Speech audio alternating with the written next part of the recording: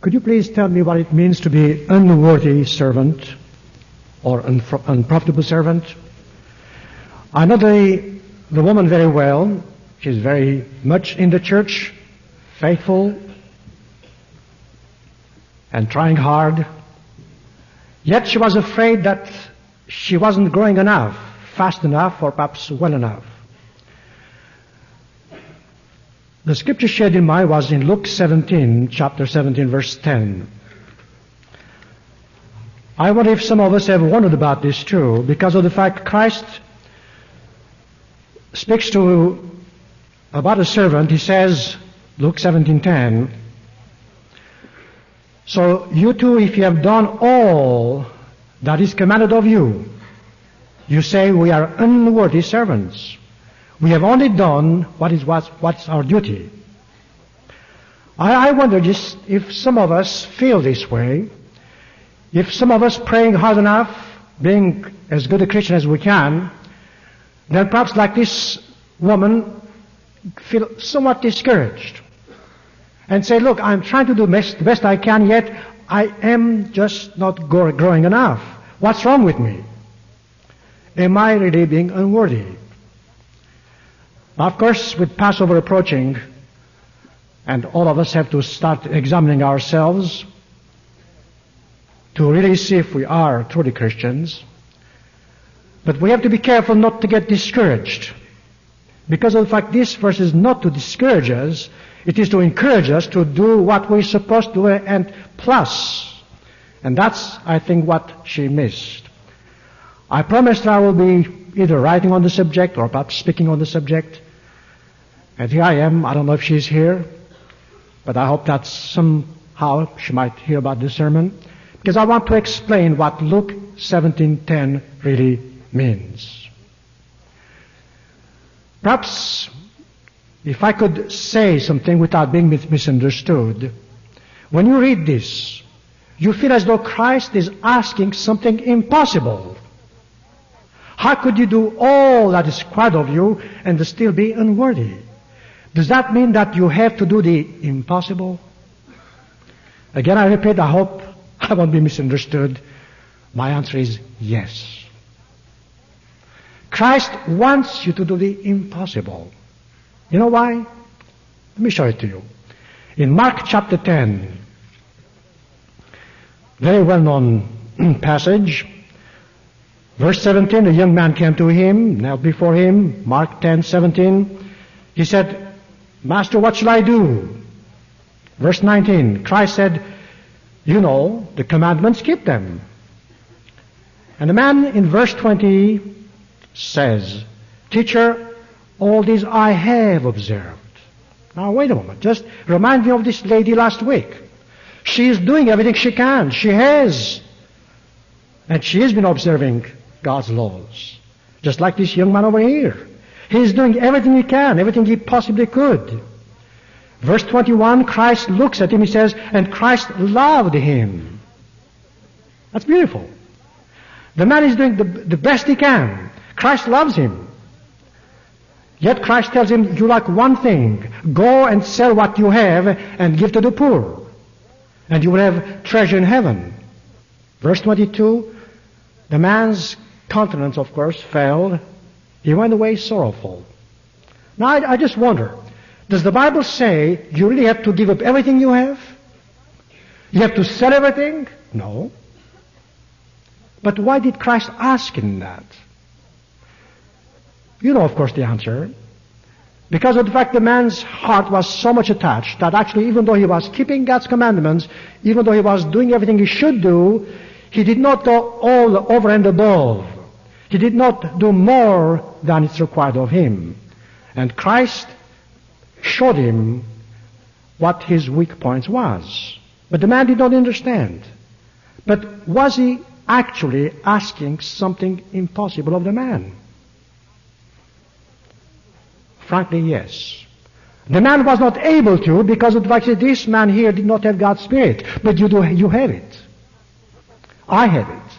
Therefore, with God, all things are possible. In fact, look what's going to happen now. Because when the disciples heard this, They were confused. Verse 23. They said, then how hard it is for anyone to be saved. It's true. What was Christ's answer? Very interesting, isn't it? Look the way he's answering now. He says, verse 27. Christ told them, with man it is impossible. But with God all things are possible. Therefore he said, this man on his own could not do it. Could not have done it. But this man, with God's help, with God's Spirit, he could have done it. Therefore, yes, God expects us to do the impossible because He is going to do it for us. The fact is, do we surrender to Him? Do we do our share? Now that's the starting point for Luke 17:10. We have to do things that we humanly are not able to do, but with God's help we can. And this, brethren, I think it's the biggest difficulty in the church today with some of us. Some of us are still trying year after year to be just a good member. Just do our own share. Just be a good Christian. Just be a good servant. And that is not enough. We're not doing more than it is required because we're not counting more on God's Spirit in us. We're not letting God do the impossible for us. You can't do it, I cannot do it, but God can. Christ says with God all things are possible. And some of us, I'm afraid, we're counting too much on our own. And that's why we are not growing enough, getting close enough to God, and wondering, why don't I grow? What's wrong with that woman last week? She said, look, and I know she's doing everything she can. She says, I don't feel I'm growing.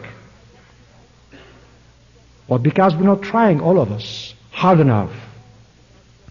We all have received too much. In Luke chapter 12, again Christ explains the very principle. Luke 12, verse 48. Christ says, to whom much is given, much will be required. Luke 12:48. Now, this applies to you and this applies to me.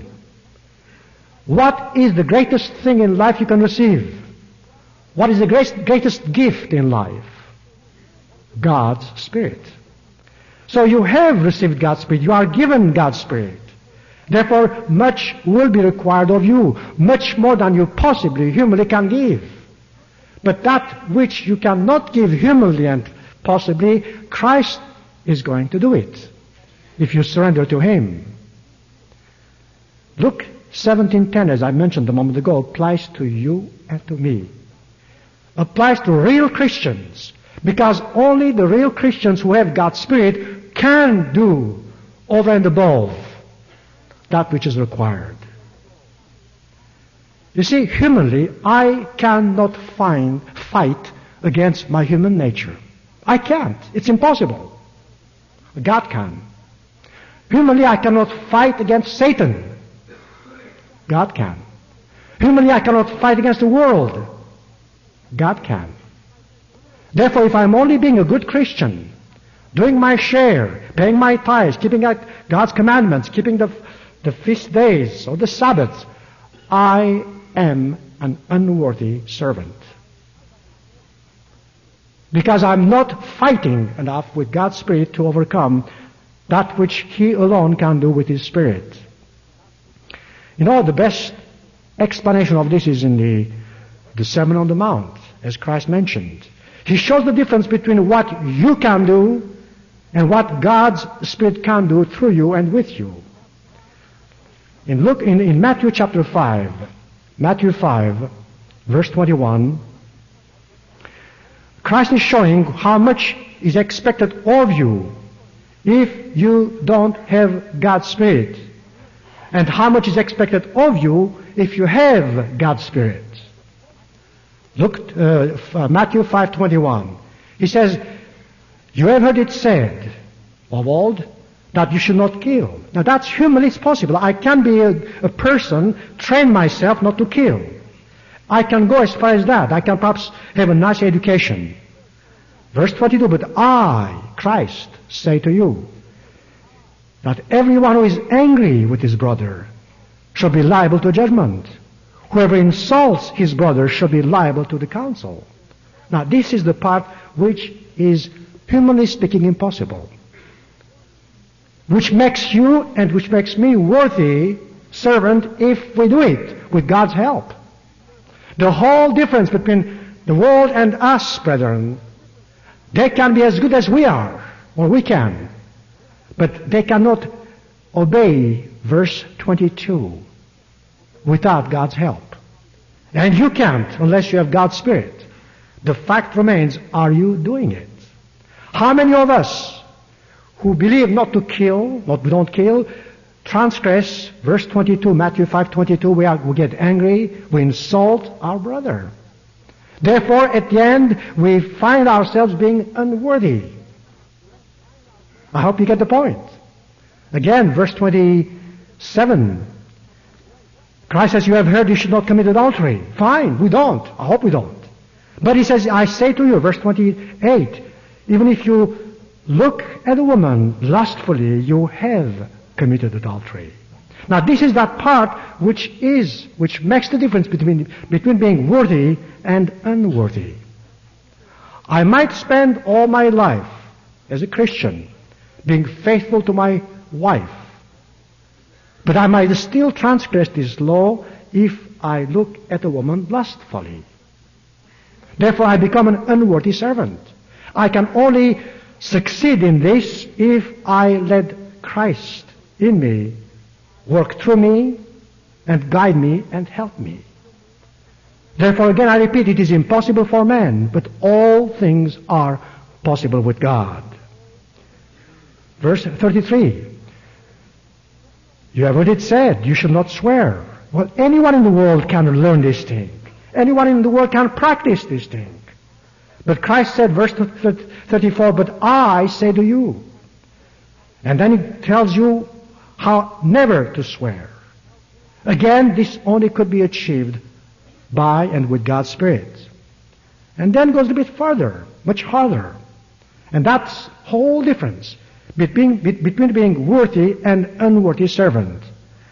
Verse 43. You have heard it said, you shall love your neighbor and hate your enemy. This is humanly possible. Anyone can do it. There are lots of good people on the face of the earth, not in the church, who will obey this commandment very gladly. It's very simple. But Christ says that isn't what makes you worthy or profitable servant. You have to go a bit farther. He says, but I, verse 44, but I say to you, love your enemies. Now this is impossible for you and for me unless we let God's Spirit do it through us. You can't. You can't really love your enemy unless you have God's Spirit in you. He says, pray for those who persecute you. It takes a lot of God's Spirit. This is what makes it impossible, yet God makes it possible for us. He says, so that, verse 45, so that you may be sons of your Father.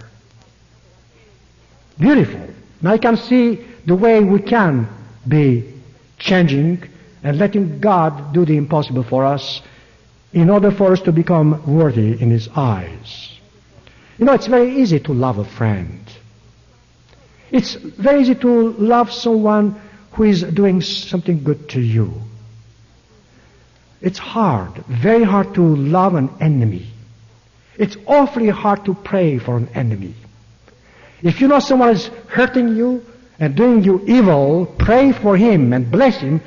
That takes something much more than you and I can give. And that's what Christ wants us to learn. Otherwise, you see, if you're just going to love the people who love you, I should say you don't have anything more than the people in the world. You are just like the other people, therefore you are an unworthy servant. In John chapter 13, again Christ shows the difference between worthy and unworthy servants by showing how to love. He says, verse 34, John 13:34, He says, a new commandment I give you, that you love one another. Now wait a moment, this is not new. This is the old commandment. This is the one you find in Deuteronomy. That is the part anyone can do if you learn. But what comes afterwards is what makes the difference between a worthy and unworthy servant. Between one who has God's Spirit and one who doesn't. Between one who does the impossible and one who doesn't. And that's the following part of the verse. He says, you have to love one another as I have loved you. That you also love one another. This is the part which makes it different. You have to love someone as Christ loves you. That's a whole difference. Total difference, I should say. And that's the only way you can do with God's Spirit. Therefore, you see, when you start wondering why you aren't growing enough, what's wrong with you? It's very possible you are just being a good Christian, which is not good enough for God. You have to go over and above. You have to go much farther. Do something which, humanly speaking, is not possible.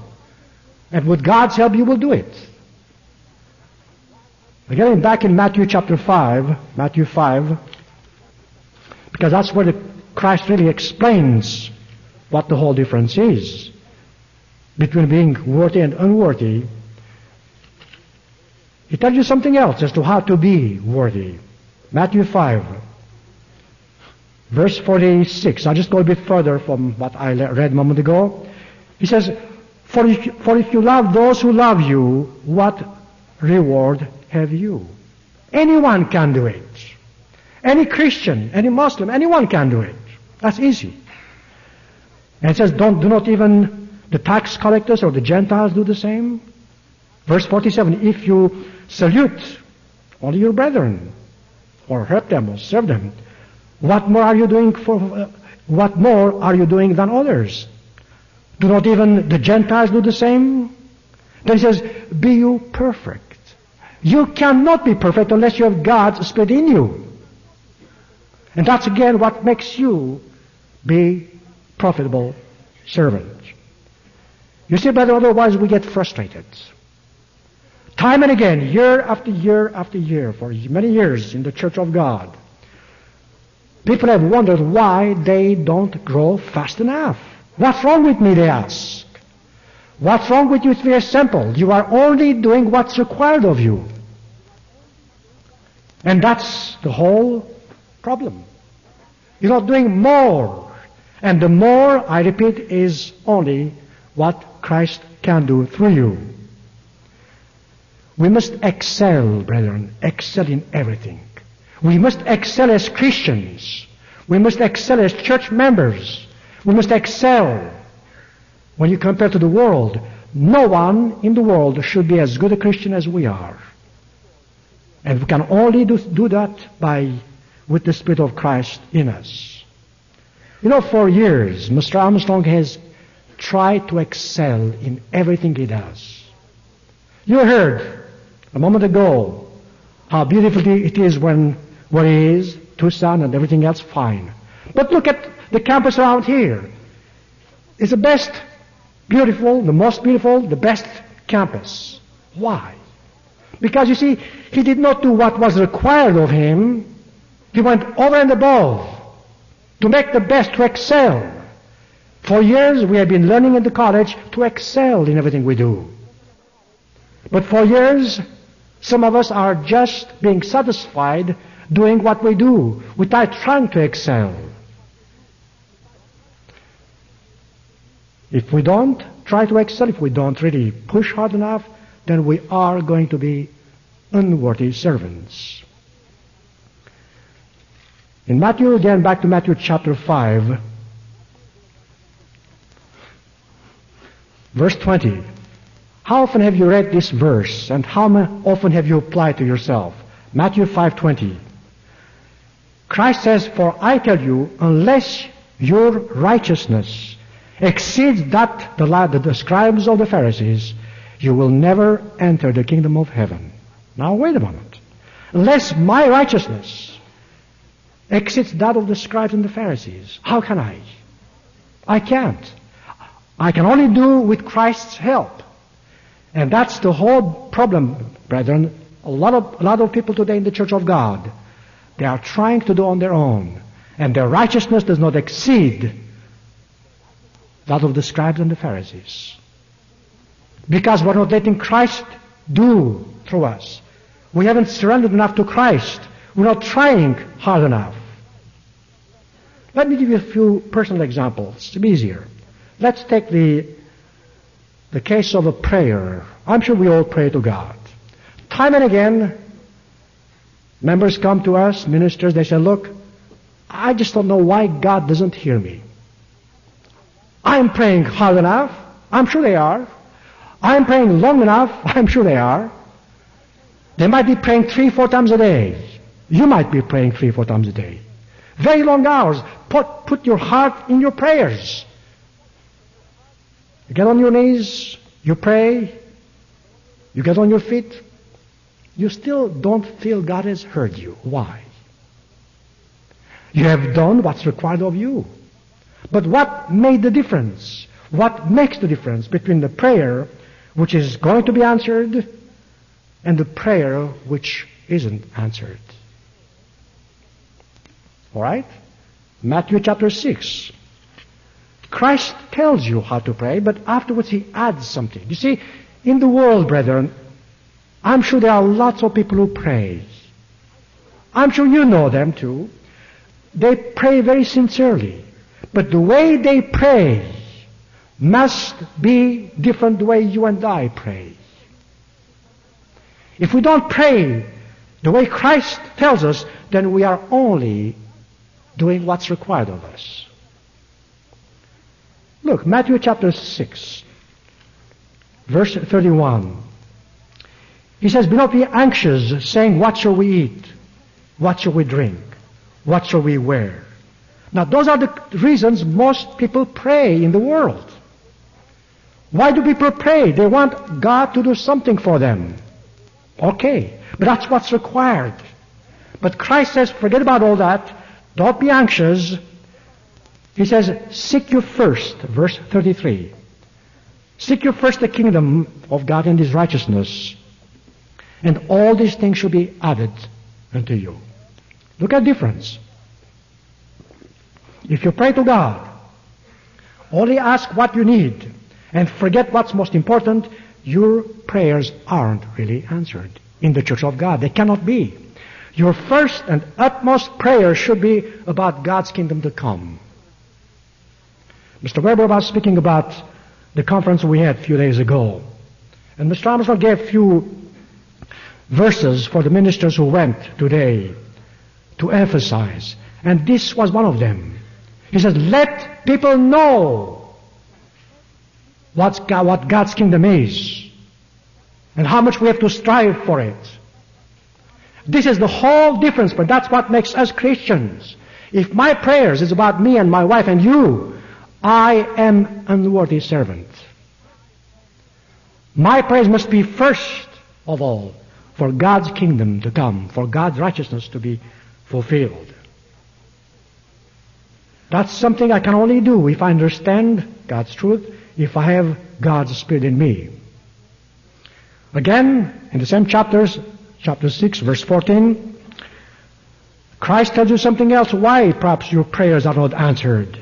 You might be paying your tithes, you might be keeping all the commandments, you might be loving your neighbor, yet you might not be doing what God tells you, which is part of your over and above.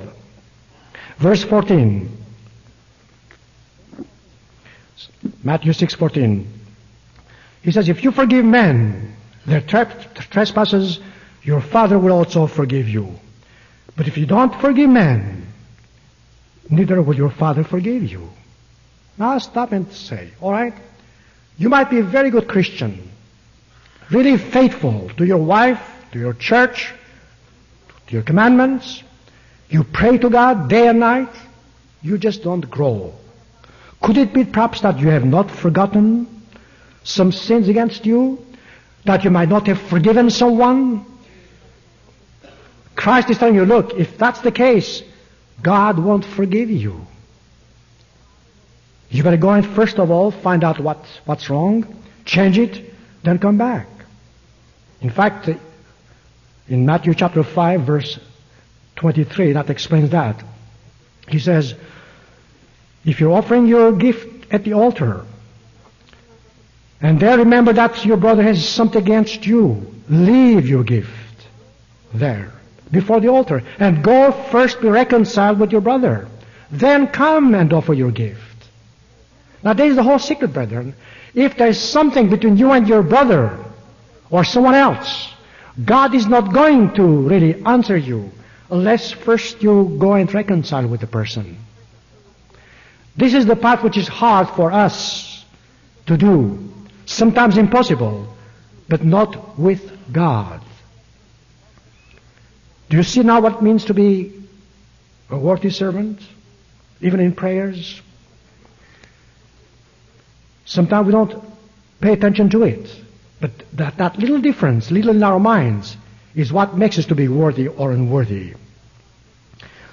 Let's take another example about the feast or the Sabbath. Let's take the feasts. Now I know a lot of you people here have been to the feast time and again, to the Feast of Tabernacles, or any feast of God. You have been very diligent, attended all the services, prayed during the services, after the services, evenings, had a good time. Yet you come back, you say, well, you know, I don't know, I just am not growing enough. What was wrong with it? The feast, no. The feast was fine. You did the best you could. Well, what's wrong with it? How come you did not keep God's feast as a worthy servant? Back in Deuteronomy chapter 16, God shows you how to keep a feast. Deuteronomy chapter 16.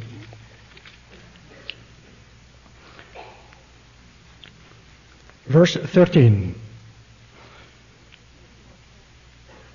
So you should keep the Feast of Tabernacles 7 days. Verse 14. You shall rejoice in your feast. Now, rejoicing is fun or easy if you have friends, if you have a drink or two perhaps, if you're eating well. But God says you shall rejoice, no matter what happens in your feast.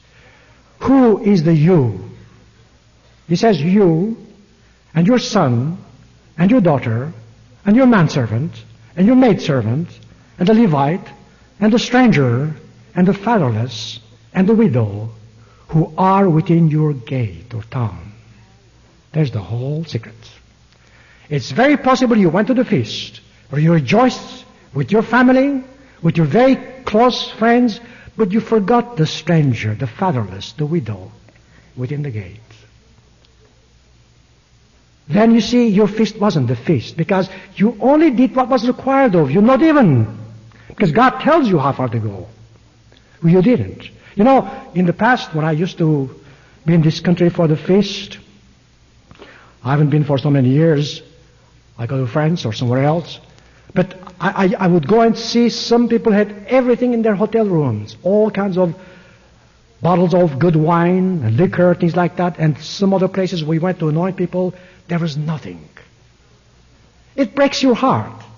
You just would like to say, look, those who have, can't you just share that all brothers in Christ? Share with someone else. I've seen people go out time and again to wonderful restaurants. Others could not even go to have one simple meal because they didn't have enough income on the second tithe. So there's your difference. You only did what anyone could have done. You did not prove yourself to be a true Christian. Therefore, you see, if you go to the feast, when you go to the feast, even the feast of unleavened bread, try to share. Really share. Whatever you can share. Go and serve as much as you can serve. Go over and above the call of duty. Then you are going to be a worthy servant before God. Otherwise you won't. I won't stress the point, it's a big subject there, but I want to get one or two more examples. Let's take the question of tithing. Well, as you heard a moment ago, last Thursday, lunchtime, we had a meeting. And for the first time in my life, I heard a statement I've never heard before, and I hope I never hear again.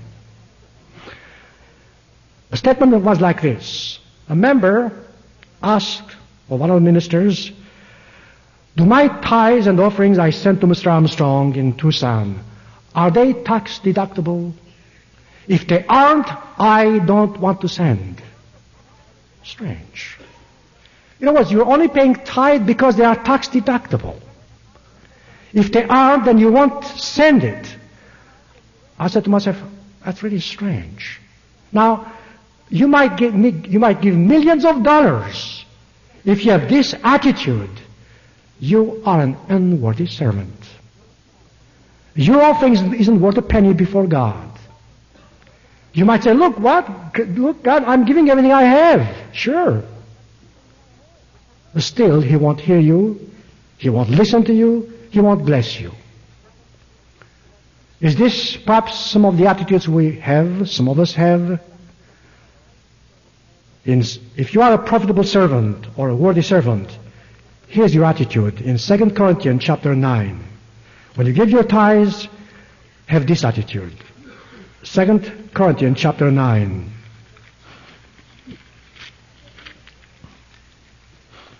Verse 7.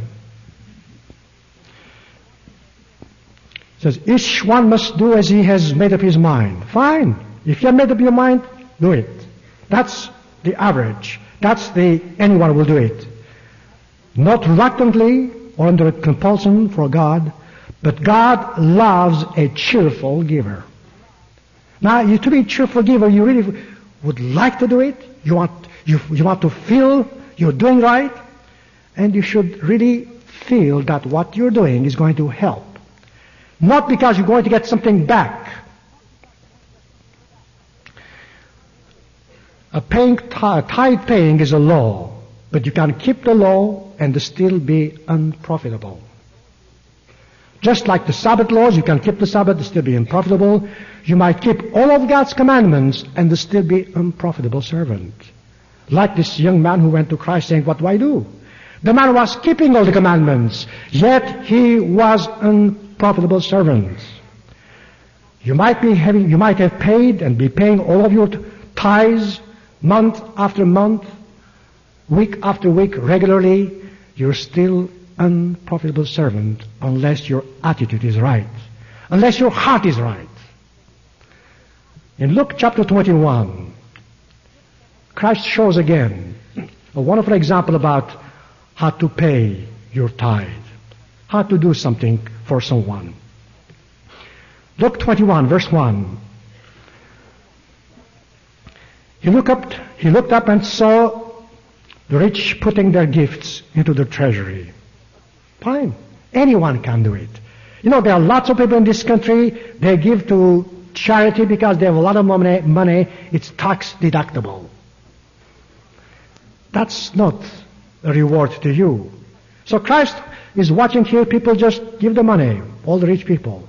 Verse 2, and he saw a poor widow put in 2 copper coins.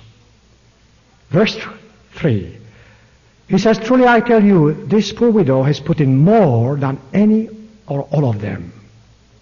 He didn't, did she? She didn't put that much, no. But what she put in was with the right attitude, and there's something more yet. Verse 4. Because the others gave from their abundance, but this woman gave out of her poverty.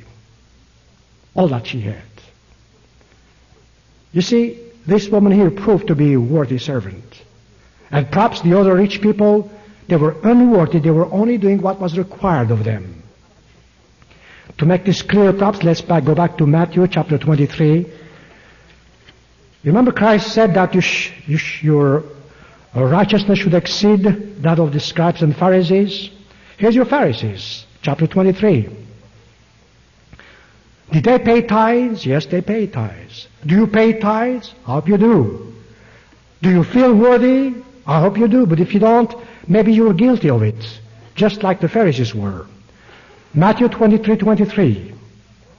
Christ says, "Woe to you, scribes and Pharisees, hypocrites, for you tithe the mint and dill and the cumin and so forth, but it says you have neglected the matters of the law, which are the law, the justice, the mercy, and the faith." Now let's go back.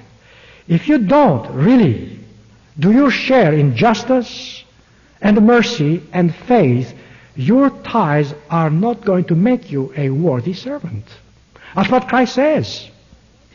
He says, you ought to have done these things without neglecting the others. In other words, sure you pay your tithes, but the way you pay, the manner you pay, and at the same time you show mercy and faith and love, that's what makes you a cheerful giver. That's what makes you a Christian. Otherwise, anyone can do it. I hope you get the point, brethren. That's the whole difference between a worthy and unworthy servant. Let me give you another example of a woman who was very close to God, and she did over and above what was required of her in Acts chapter 9. Acts 9. Here we have a woman, an old woman, working hard, spending many nights helping people. Acts 9, verse 36. So there was a woman at Joppa, disciple of Christ. Her name was Dorcas. She was full of good works. Not working well, but good works. That's over and above again. With acts of charity. In those days she fell sick and died. Okay? That's the end of the story, isn't it? No, it is not. Here's a woman, she had done everything while she was alive to help, to go over and above her duties. She never expected in life that what she did was going to be a reason for her to be brought back to life. Verse 38. As you know, the disciples heard that Peter was close by, so they asked Peter to come. And all the widows, verse 39, all the widows stood beside him weeping, showing coats and garments which Dorcas had made while she was with them. She didn't have to make coats and garments, but she was probably as good Christian as you and I. But she went over and above. She was a worthy servant. You know the rest, don't you? Peter went to her, put everyone else out of the room, and he brought her back to life. So the very fact that this woman had done over and above, without realizing, without expecting something in return, to her it meant the difference between life and death. So this is what I wish that we could all understand when we read the Bible. The difference between what makes us Christian and what makes us different from the other Christians. People in the world sometimes are better than us, and that's a very poor excuse, very poor case for us.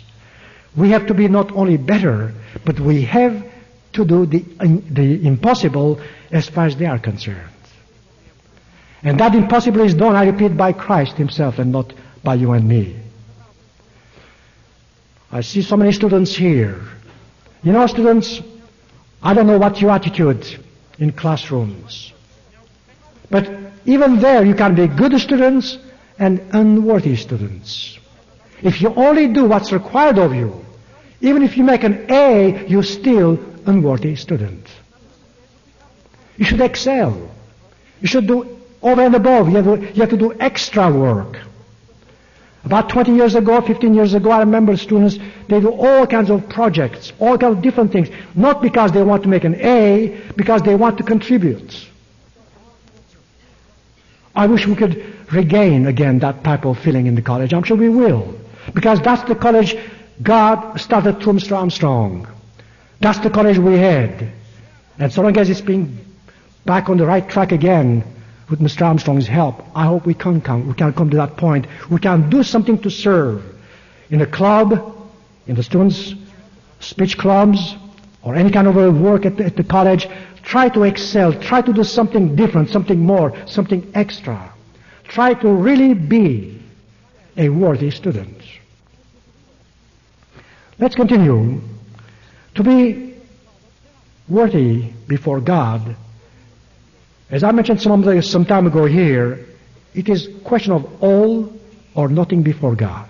You cannot love God unless you love Him with all your heart. And that difference is the Spirit of God in you, which makes you able to love God with all your heart. In Deuteronomy chapter 10, Deuteronomy 10, God tells us how to be a worthy servant. Verse 12. And now He says, Israel, what does God require of you?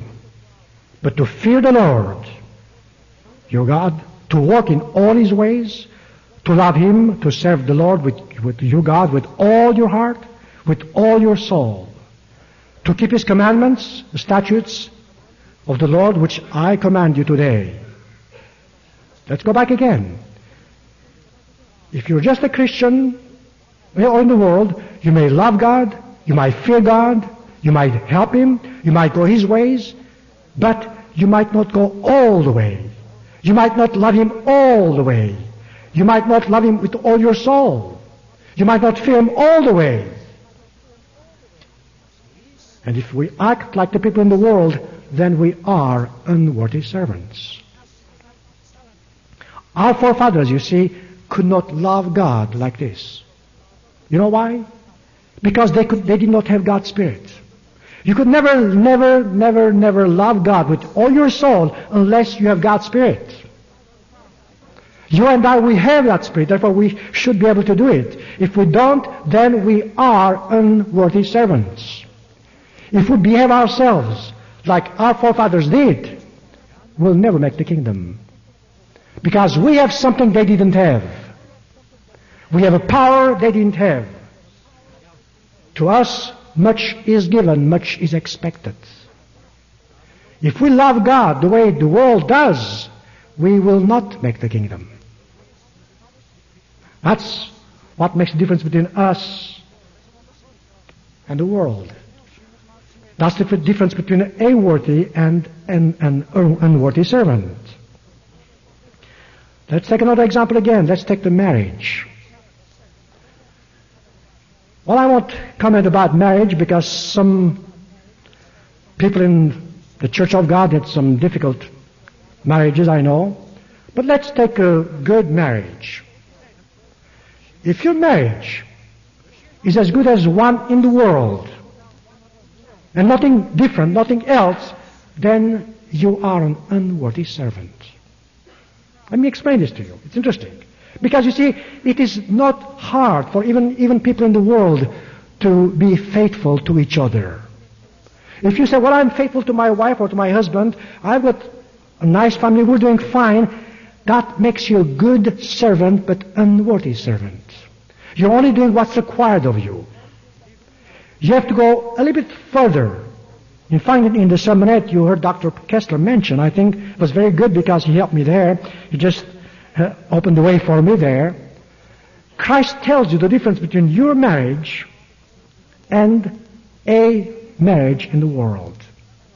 He tells you what you should expect in a family which has God's Spirit. If you don't do what He says, then I repeat, you are an unworthy servant. Let's go to Ephesians chapter 5. Refer to it again as you did. Ephesians 5. And he pointed out very well that some of us might have missed the point. And we have missed the point. Some people say, look, I'm trying to do the best I can with my wife. We just don't get along together very well. Or the wife will say, well, I don't understand my husband. What's wrong with us? What's wrong with you is very simple. God is not the center in your family. You are only being or acting like anyone else does. You have to act the way Christ wants you to act. In Ephesians chapter 5, verse 22, wives, be subject to your husbands as to the Lord. Now, that as to the Lord makes the difference. Otherwise you can have lots of wives in the world who could be subject to your husband. But if your husband leaves the church, you don't have to follow him. That is what Christ will do. Again, this for the husband is the head of the wife, as Christ is the head of the church. As he mentioned again, Dr. Kessler did, to be the head of the family or wife doesn't mean a thing unless you act just like Christ would have acted. Again, that's what makes the difference. That's what makes you a worthy husband. That's what makes a different marriage for you. Otherwise you have a fiasco, if I may say, as a marriage, if you're in the church. Likewise, you go a bit further, verse 25, husbands, love your wives as Christ loved the church and gave himself for her. That part, as Christ loves, is the impossible part which Christ will do through us and for us. That's what makes a woman worthy. That's what makes a husband worthy. See, brethren, too long some of us have been in the church and we have taken much for granted. Life in the church of God has become for some of us a routine type of a life. You keep the Sabbath, you keep the feasts, you keep the commandments, you pay your tithes, you pray, you get on your knees, you get up. Just like that man who went to see Christ, who said, look, Christ said he was an unworthy servant. I think too many of us in the church of God really have become lukewarm in our attitude toward God and just doing enough to get by. Not only that is not sufficient, but it makes you unworthy. You see, if you have a nice family, a nice atmosphere in your family, a wife, children, husband, even that, if you are doing what Christ says, if you're doing the way he loved, the way he served, then you will go a little bit further. You will go, let me take to the James chapter 1, James 1. This is what you should do with your wife and your husband and your children. You have to share your happiness with them. James 1, verse 26. If anyone thinks that he's religious, does not bridle his tongue, he deceives himself. Therefore, you see, it's vain. Verse 27, religion, he says, that is pure and undefiled before God and the Father is to visit the orphans and the widows in their affliction. Now, do you do that, brethren? Do I do it? Do we do it enough? I may have a good family, I might be a good husband, have a good wife. Do we really go and share what we have with the orphans and the widows? How often do you hear from this pulpit, go and visit someone who is in need? That's what will make you a worthy husband, a worthy wife, a worthy child, a worthy member of God's church. I think all of us should understand, brethren, that there is something that we are all lacking. And that's hard work. We don't want to work hard. We're lazy. You heard a moment ago, Mr. Armstrong at 87 is still working so hard. To me, ever since I have known him, he has done nothing but hard work. Because he knows what it means to be a profitable servant. And sometimes we just do what's required. We don't push enough. We don't work hard enough. As he himself said, he said, at 87, he says, the difference is I have to push a little harder. Yes, he has to push a little harder. But how about us? Does that mean we have to push a little less? No. We have to push harder than he does. Because we are younger, but we don't. It is high time we realize, but to be a Christian, it's a hard work. It takes pushing. It takes working. It takes going against your will, against Satan's temptation, against the will of the world. Are you ready, brethren? a worthy servant. Christ showed us how to work. Could you read the Bible? Could you read all the Gospels and see any place where you can find Christ taking things easy, taking life easy? No, every time you see him, he's working hard. Did he go over and above his duties? Yes. Did he do more than required of him? Yes. He came for a mission. He fulfilled the mission. But as he fulfilled the mission, he helped the needy, he healed the sick, he prayed for the enemies, he forgave the trespasses of those who were against him. He did. He showed us what to do. Yes, Christ did go over and above the call of duty. And he set us an example to do the same thing. The apostles did, Paul did. And today Mr. Armstrong is showing us the example. You know, some of us have a wrong impression. We think that if God doesn't see, if someone doesn't see, then we don't have to work hard.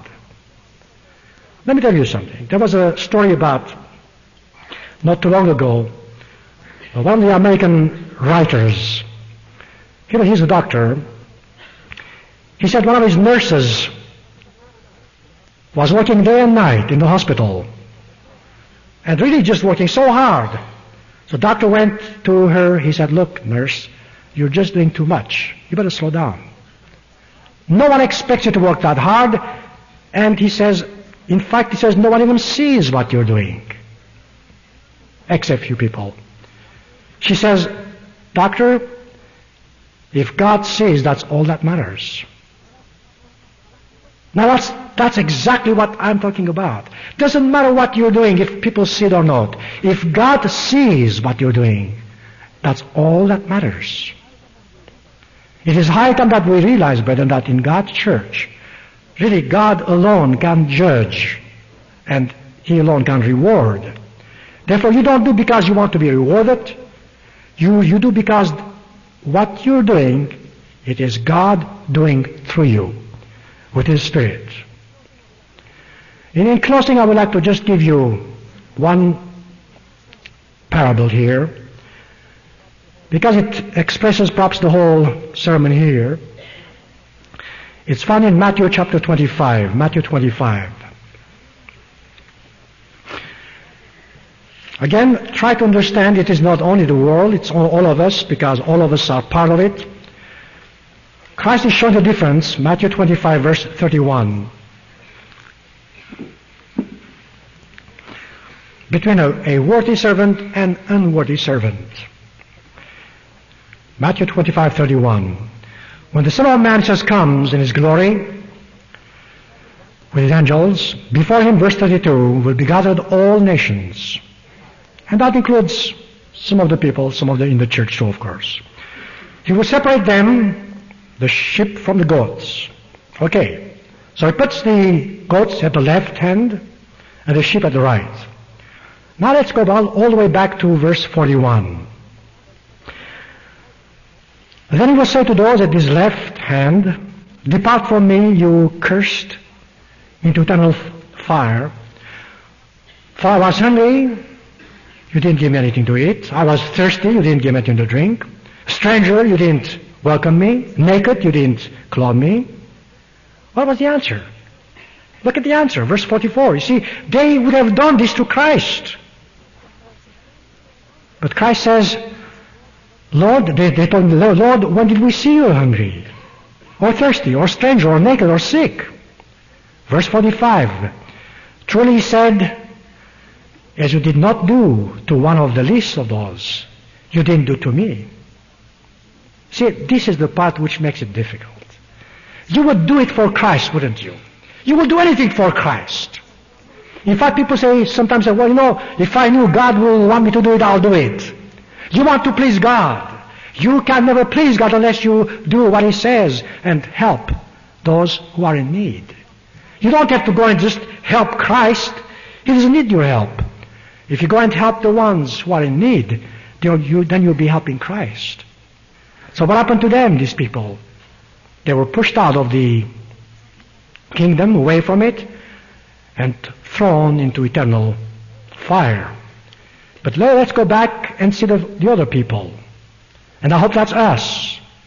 But look at the difference. Verse 35. Well, let's 34.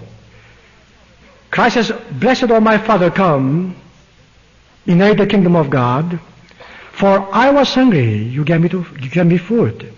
Thirsty, you gave me drink. Stranger, you welcomed me. Naked, you clothed me. Sick, you visited me. I was in prison, you came to me." See, this is over and above. This is something which is not perhaps part of you because you would do it to someone you love. You would do it for Christ. But you might not do it for a stranger. In fact, the people were surprised. Verse 37, they said, "Look, Lord, we didn't do it. We never saw you hungry. If we had seen it, we could have done it, but we didn't see you hungry. Or thirsty. We just didn't know it. We never saw you as a stranger." What did he tell them? He says, verse 40 says, "Truly I say to you, you did it to one of the least of these. You did it to me." Do you get the point, brethren? To be a worthy servant is to do things that Christ would have done, or Christ would do through you. If you only do what is required of you as a human being, and not letting God's Spirit direct you to keep the commandments as Christ kept them in the Spirit and in the letter, you are an unworthy servant. If you don't go over and above, helping, serving, and a cheerful, the right attitude, then you are an unworthy servant. God is not respecter of persons, and we must not be either. We have to help anyone who needs help. Love anyone who needs love, to be loved. Be ready to answer any need. That will make us worthy servant. You know, we don't deserve anything.